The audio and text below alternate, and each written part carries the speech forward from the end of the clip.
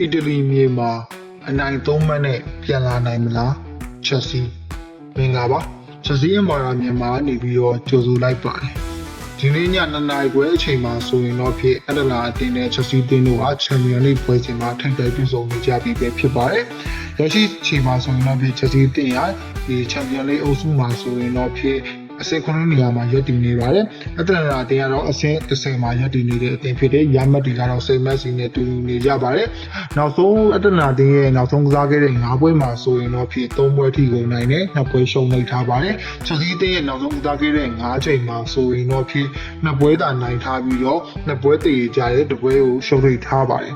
ချက်စီတင်းနဲ့အတလာတင်းတို့ရဲ့ထိပ်တိုက်တွေ့ဆုံမှုပိုင်းတွေကတော့တိတ်ပြီးတော့မရှိခဲ့ပါဘူးဒါကြောင့်မို့လို့ဒီတွေ့ဆုံမဲ့ဒီပွဲမှာဆိုရင်တော့ချက်စီတင်းအနေနဲ့အီတလီအသင်းကိုဘယ်လိုမျိုးရှင်ပြိုင်သွားမလဲဆိုတော့စိတ်ဝင်စားပွဲကြည့်ရမယ်။လိုင်းအနေနဲ့ဆိုရင်တော့ပေါ်တဲ့လူစင်းမှာဆိုရင်တော့ကိုကနေရာမှာတော့ Robert Sanchez နောက်ထဲမှာဆိုရင် Gusto, Fofana, Chalobah, Cucurella လေထဲမှာဆိုရင်တော့ Marcel Cancelo, Luis Diaz တိုက်စစ်မှာဆိုရင်တော့ဖြစ်Nato, Buonanotte, Estabo နဲ့ João Pedro တို့ကိုပြထွက်လာမယ်လို့ကျွန်တော်အနေနဲ့ခံမှန်းထားမိပါတယ်။ Blue ရဲ့ဖြစ်ချက်စီးတင်းရဲ့ဒီ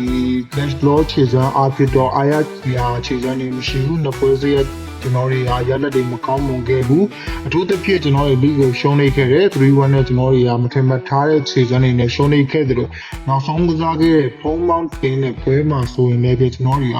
ဂိုးပေါက်ကန်ပင်းချက်တောင်မမေရမရှိဘဲနဲ့ကျွန်တော်တွေကတေးတာကစားနိုင်ခဲ့ပါတယ်။ဇလက်တွေကဆိုးဝါးလုံးနေပြီးတော့လက်ရှိအချိန်တွေကိုဘယ်လိုမျိုးပြင်ဆင်ပြီးရုံးထွက်နိုင်မလဲဆိုတော့ဒီပြအန်ဆိုမာရက်စကာတွေနဲ့အထူးဖြစ်ပြန်သွားဖို့လိုအပ်ပါတယ်။ဒီညမှာတော့ချက်စီတင်အောင်လက်တနာတင်းကိုအနိုင်ယူသွားမယ်လို့တော့ကျွန်တော်အနေနဲ့ပြန်လည်ရုံးထွက်နိုင်မယ်လို့တော့ထင်တယ်။အနည်းဆုံးကျွန်တော်တွေက2စီးလောက်နဲ့အနိုင်ယူသွားမယ်လို့တော့ထင်ပါတယ်ခင်ဗျ။အားလုံးကိုကျေးဇူးတင်ပါတယ်။